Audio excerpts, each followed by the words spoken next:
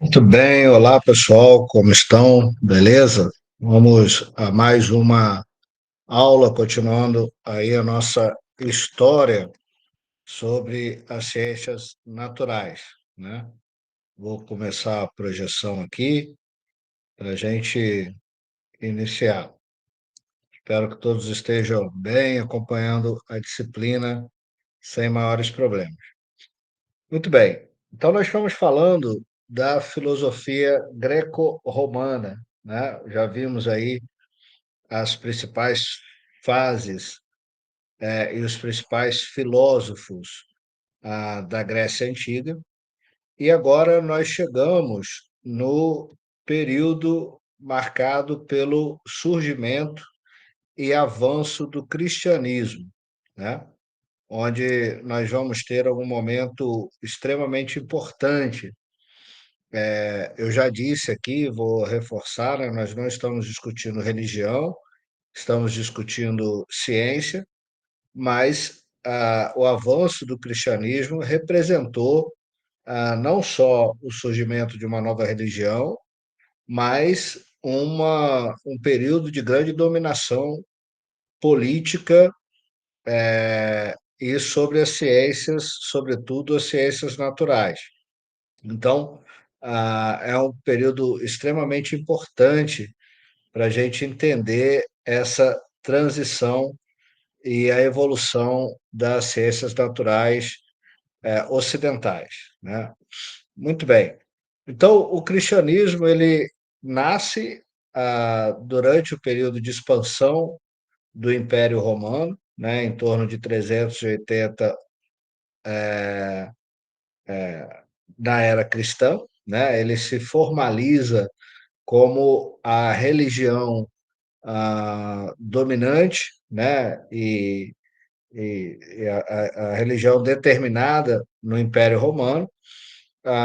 Então, o cristianismo passa, vamos dizer, a dar as cartas, né? A ditar as normas sobre o pensamento, não só político, mas filosófico, e não só religioso, mas político e filosófico também, né?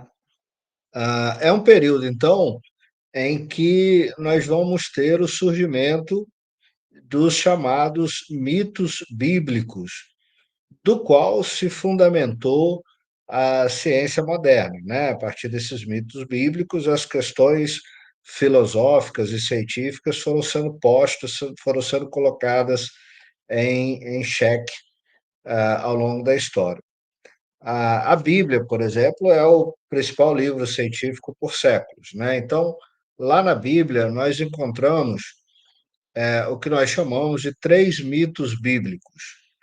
O primeiro é o mito da criação, né? Eu acho que eu não vou ficar aqui revivendo isso, né? Todos conhecem bem, mas a ideia de que Deus teria criado todas as espécies, o homem e a mulher, lá no Jardim do Éden, né? É curioso notar que há muitas transcrições a respeito do Jardim do Éden, né, onde nós temos muitas perspectivas importantes sobre como a humanidade e, na verdade, as espécies teriam surgido, na verdade, teriam sido criadas, né? O Jardim do Éden sempre é considerado como espécie de paraíso. Nós vamos perceber aí essa reprodução já do século XIX, mas colocando então não só Adão e Eva, mas todas as espécies ali criada no famoso Jardim do Éden. Curioso que algumas versões bíblicas indicam como esse jardim seria, né, e onde ele se localizaria. Então, ele é mais ou menos nessa, seria mais ou menos nessa configuração, né, com presença de anjos, inclusive com figuras mitológicas. Vocês vão perceber nessa imagem alguns animais com corpo de um, cabeça de outro, então figuras mitológicas importantes, com serpentes gigantes, etc.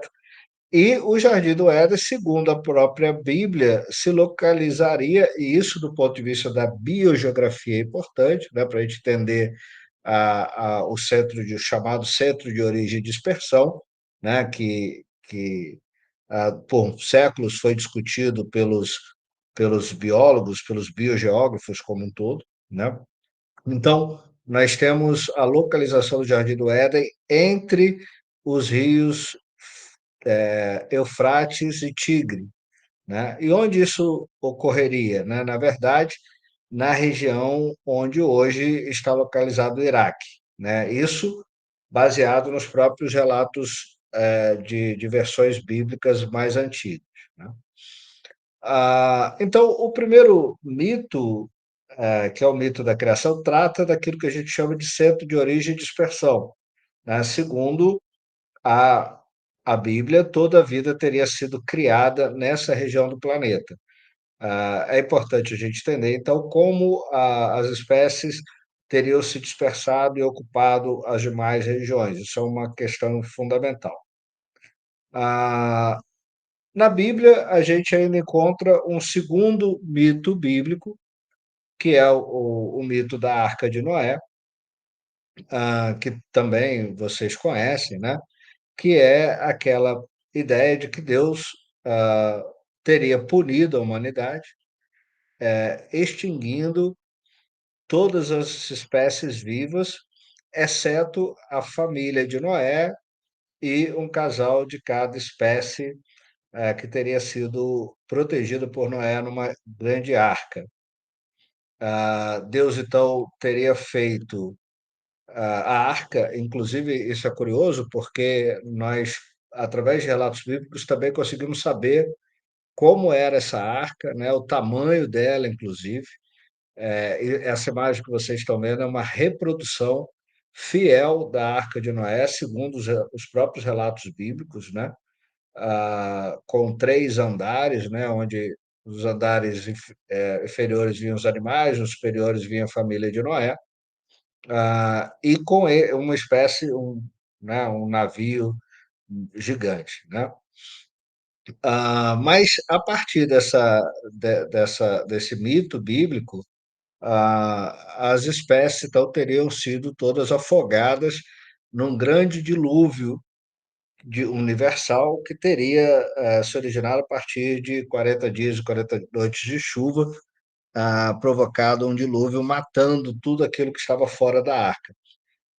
Bom, é interessante, e essa história, ou esse mito bíblico, ele se reproduz em várias versões bíblicas, mas com variações sobre como seria essa arca, quanto tempo teria chovido, que espécies de fato teriam morrido, quais espécies teriam ido na arca, enfim, uma série de questões colocadas ah, sobre esse mito, o mito do dilúvio.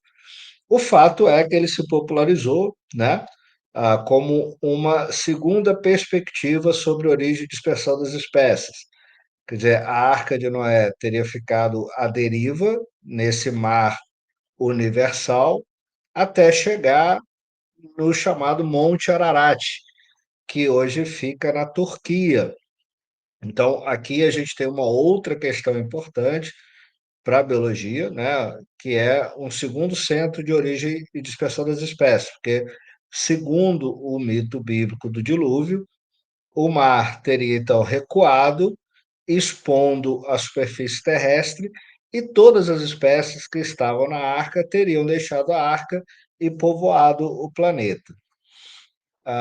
E o terceiro mito bíblico é o mito bíblico da Torre de Babel, que trata especificamente da origem e dispersão da espécie humana, porque uma das questões que é colocada sempre é a perspectiva de que a, como explicar a origem de povos distintos, com culturas distintas, com cor de pele distintas e tal. O mito da Torre de Babel se refere a uma história de que um determinado rei teria ordenado que se criasse uma torre tão alta que chegasse ao céu, mas Deus, não gostando da ideia, teria feito as pessoas falarem línguas diferentes e elas não se entendiam. Por isso até surge essa ideia de que quando está uma bagunça, isso está uma torre de Babel. Quer dizer, as pessoas não se comunicavam, não conseguiam manter a construção da famosa torre, e dali teriam se dispersado e formado grupos distintos, grupos populacionais distintos. Muito bem. Esses três mitos, né, tá aí uma figura do século XIX sobre como seria essa Torre de Babel, né? Bom, esses três mitos eles servem de base importante para explicar muito sobre a origem da vida, a origem das espécies, mas também como essas espécies ah, surgiram e se dispersaram, né? E isso também serve como uma imposição da igreja sobre qualquer pensamento científico que tentasse questionar esses mitos bíblicos, né?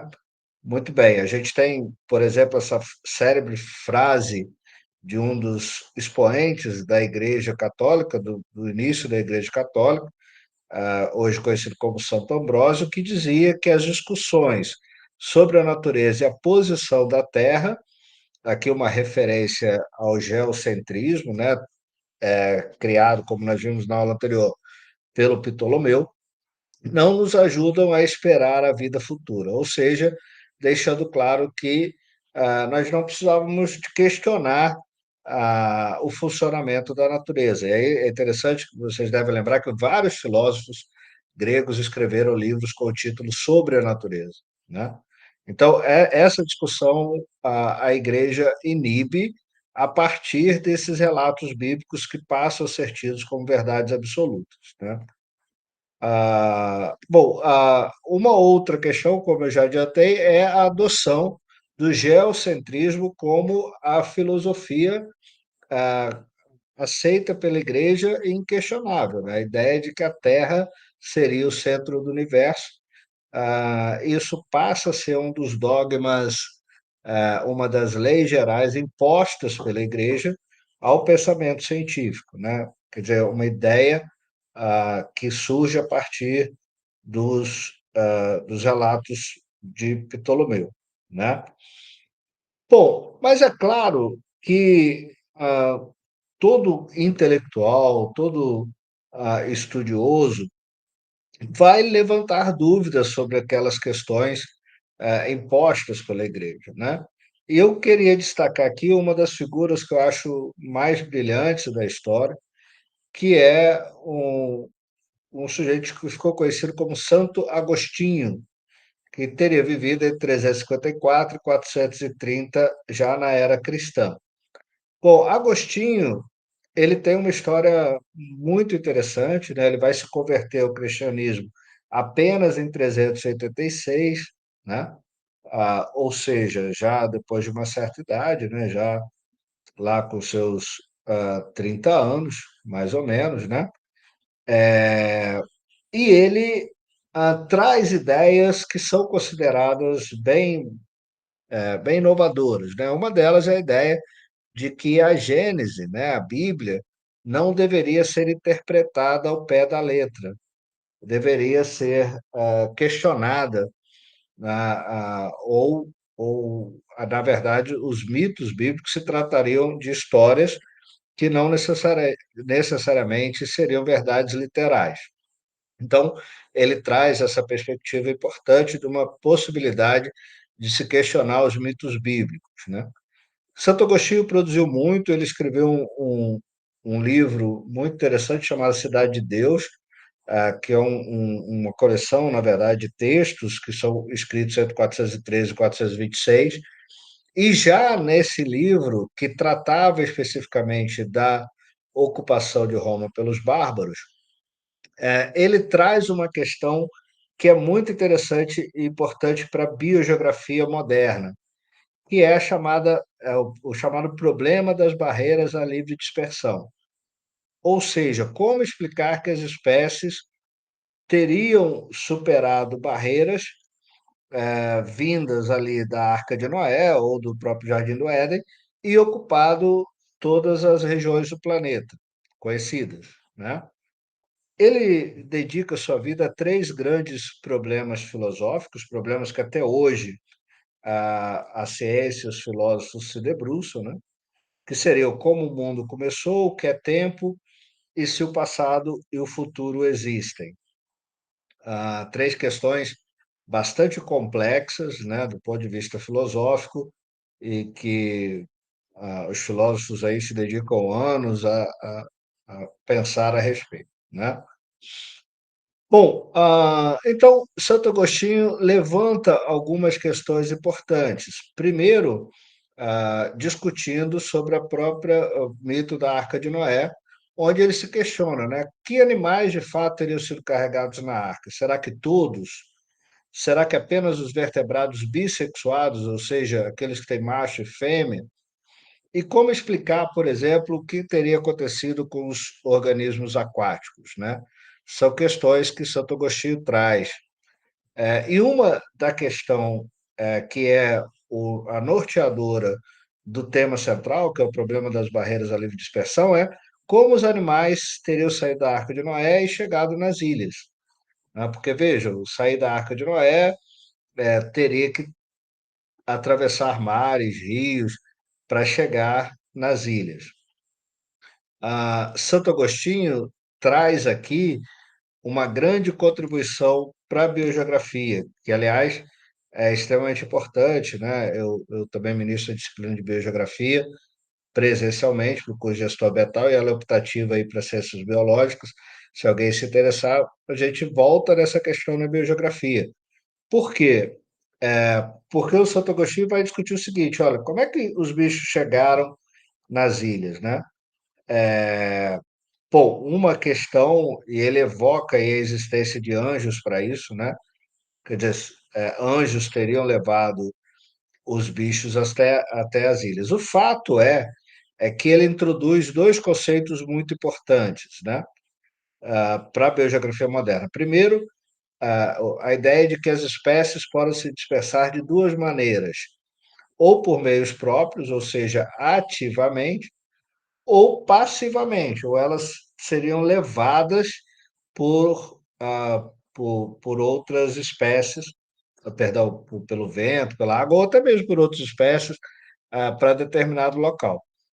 Esse é um conceito moderno muito importante para a biologia e para a biogeografia especificamente. Quer dizer que nós temos espécies que se dispersam ativamente, né? Basicamente são os animais e tal, e aquelas que se dispersam passivamente, precisam ser levadas, seja na forma adulta, seja na forma de ovos, de sementes, mas basicamente são as plantas, né?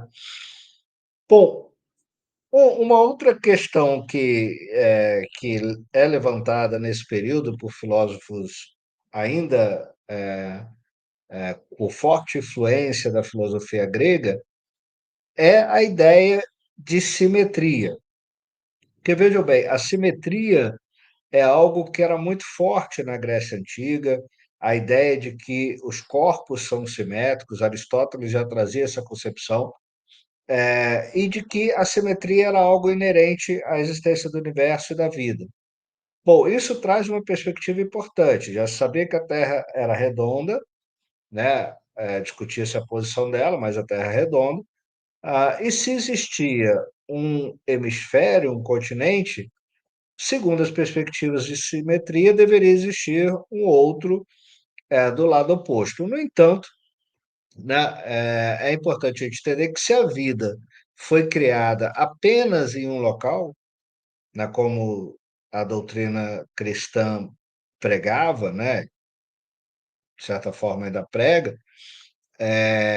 ou no Jardim do Éden, ou a partir da, da, da Arca de Noé, não deveria existir vida nesse outro continente. Então, isso é uma perspectiva também muito interessante, porque logo depois, né, quer dizer, séculos depois, nós vamos descobrir vida nos outros continentes. Mas, enfim, nesse momento, acreditava-se que a Terra era formada por duas grandes massas de terra, em que só tinha vida numa delas.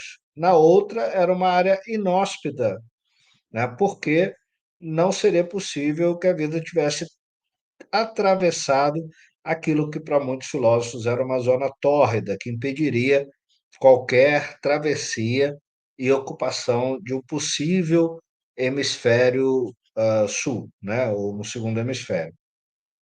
Bom, ah, de qualquer forma, a explicação e a partir das dúvidas que vão surgir para a existência de diferentes espécies, diferentes locais do mundo, traz um conceito presente na Bíblia e que, de certa forma, ainda está na cabeça de muitos professores de biologia, de ciência, equivocadamente, que é o chamado determinismo geográfico, que diz o seguinte, ó, que defendia que, à medida que as espécies se dispersam, elas assumiriam novas características por influência do meio. Então, se todas surgiram a partir da Arca de Noé, como você vai explicar, por exemplo, a existência de ursos de cores diferentes, ou de qualquer espécie, enfim, com formatos diferentes e tal? Uma resposta seria a ideia do determinismo geográfico, ou seja, a partir das espécies vão se dispersando, elas vão sendo modificadas por influência do meio. Isso explicaria por que espécies de ambientes frios são mais peludas, né, têm cores mais claras, enfim, dentro dessa perspectiva, que obviamente está equivocado, mas era o que se acreditava naquele momento, né? Ah, e é nesse período que surgem dois conceitos que permanecem por séculos na ciência, que é a ideia de pangênese e herança dos caracteres adquiridos. Porque uma das questões mais difíceis e complexas de ser explicada pela ciência era a hereditariedade, quer dizer, como as características são passadas de pais a filhos. A explicação antiga, e que permanece por séculos, inclusive o próprio Darwin se enrola com isso, é que as modificações que iam surgindo por influência do meio, ou seja, a partir do determinismo geográfico, seriam passados aos descendentes diretamente, né, pela pangênese, que é uma referência à formação de uma miniatura de si próprio, né? Ou seja, a ideia de que cada corpo, cada órgão do corpo, por exemplo, produziria uma miniatura de si mesmo, e isso formaria um indivíduo conhecido como homúnculo, que se desenvolveria durante a gestação. E, obviamente, se o homúnculo, se ele é cópia do indivíduo, né, todas as transformações que aquele indivíduo teria sofrido pelo determinismo geográfico seria passado aos descendentes, né? Bom, obviamente essas ideias estão equivocadas, elas parecem até absurdas nos dias de hoje, mas elas trazem uma discussão muito importante, que é a possibilidade de que mudanças podem ocorrer, né? Que as espécies podem se modificar, seja por influência do meio ou não, essa é a discussão, mas o fato de que a vida não é estática. Aliás, se a gente refletir sobre alguns filósofos antigos, já diziam isso, né? O movimento, a mudança são questões inerentes à vida. E isso abre portas para discussões muito importantes, mais modernas, que vão refletir sobre como essas mudanças vão ocorrer ao longo das gerações. Bom, aqui então a gente chega chamei a atenção apenas de alguns pontos importantes, e com isso a gente está terminando a primeira etapa da nossa disciplina, né, que é esse período greco-romano aí. Queria, então, para finalizar, destacar algumas coisas, né? Como é que a sociedade chega ao final desse período?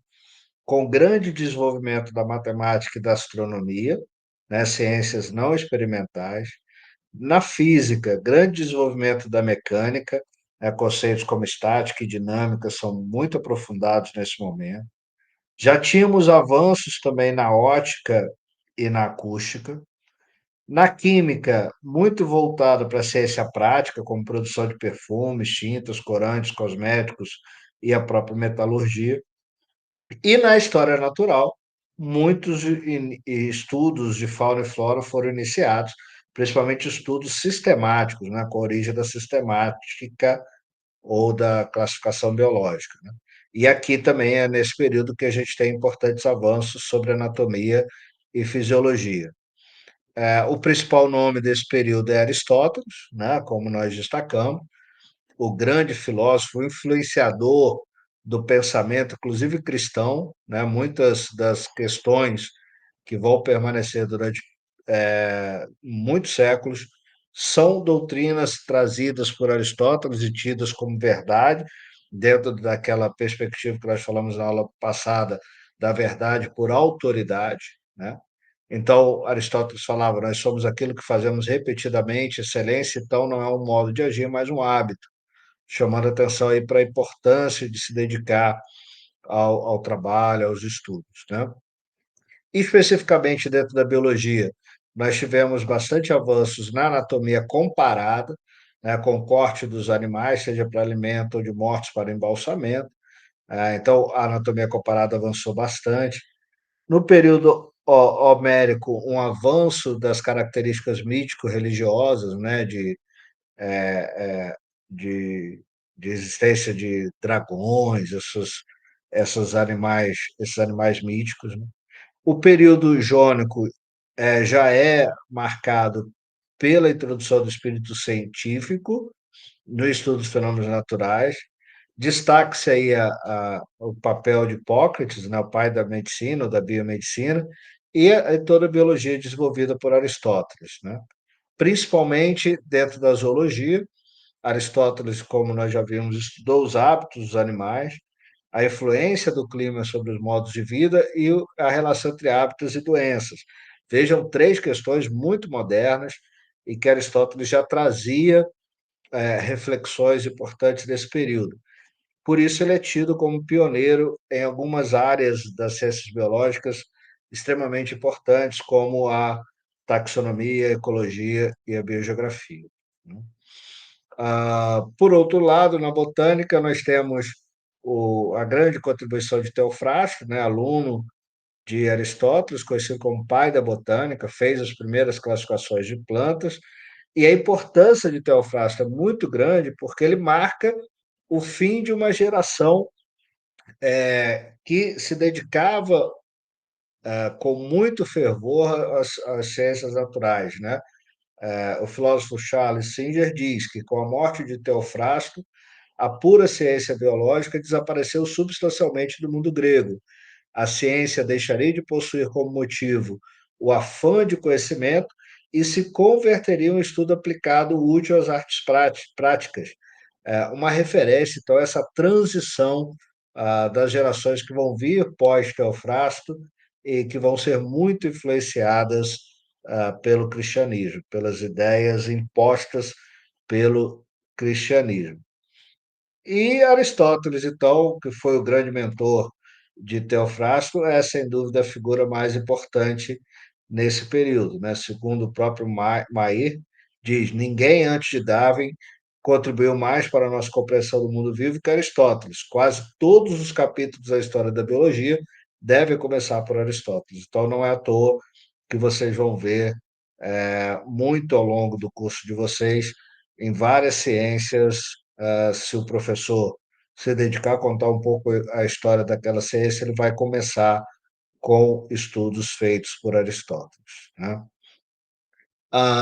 Bom, terminamos aqui o período greco-romano e se inicia um segundo período conhecido como Idade Média, que começa a partir aproximadamente do século V a XV e se caracteriza pelo fim do Império Romano e por uma grande influência da teologia em detrimento da ciência. Mas isso são histórias para a gente contar na próxima aula. Pessoal, bom, eu fico por aqui então. É, Espero que tenham conseguido acompanhar sem maiores problemas mais essa aula. E nos vemos numa próxima oportunidade. Então, valeu, pessoal. Um abraço.